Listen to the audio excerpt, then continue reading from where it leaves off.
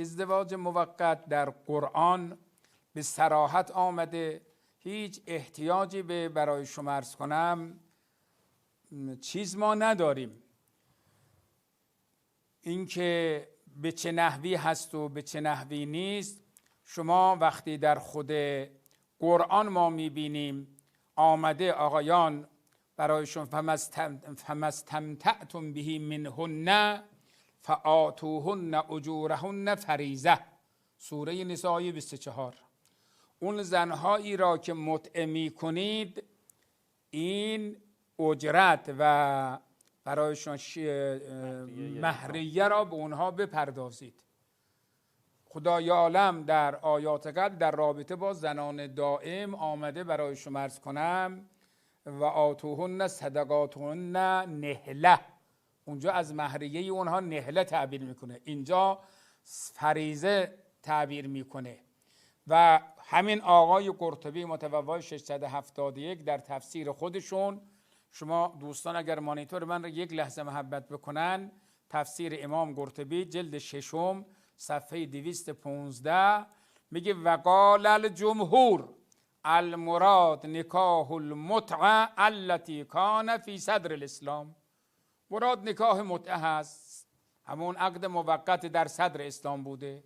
حالا دیگه صدر اسلام بوده، مراد از صدر اسلام بوده، این آقایان باید بیان برای ما برای شما عرض کنم معنا بکنن که حتی بعد از رسول اکرم هم ببینید این صحیح مسلم است برادر بزرگوار، چاپ عربستان سعودی هم است، ریاض.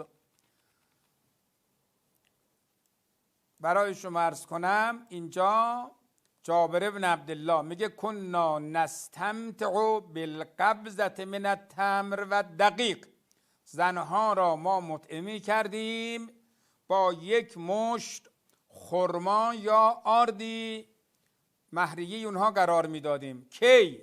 زمان پیغمبر، زمان ابوبکر، حتی نها عنه عمر فی شأن عمرو بن حریث، تا اینکه عمر در قضیه عمرو بن حریث داستانش مفصله آمد نه کرد. مراد از صدر اسلام چیه؟ زمان پیغمبر، زمان ابوبکر، زمان عمر تا 6-7 سال 10 سال زمان عمر، اینه میگه صدر اسلام.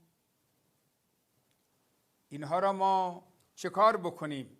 یا مراد از صدر اسلام، ببینید این کتاب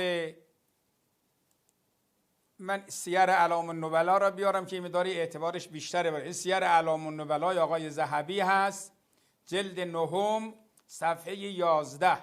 آقای ابن جریج از فقهای بزرگ عصر آقای عبدالله زبیره، فاوصی بنیه به 60 امرأة، موقعی که از دنیا میره وصیت کرد بچه هاش را من 60 تا زن متعی داشتم، لا تزوجوا بهن، مبادا با اینا ازدواج کنید، فانهن امهاتکم، اینا همه مادران شما هستند. کان یری المتعه، آقای ابن جریج خلاصه معتقد به متعه بود. آقای ابن جریج متوفای چنده؟ 150.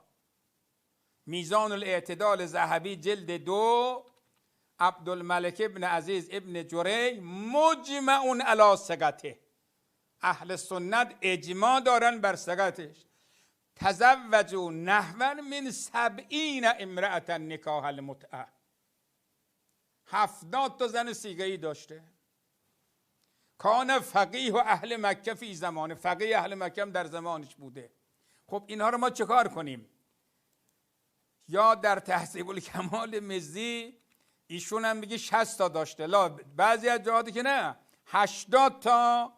تاریخ بغداد بلکه سیر اعلام النبلا در جایی دارد که برای شما عرض کنم سمع یقول استمتع ابن جریج به 90 امرأة، 90 تا زن سیگه‌ای داشته.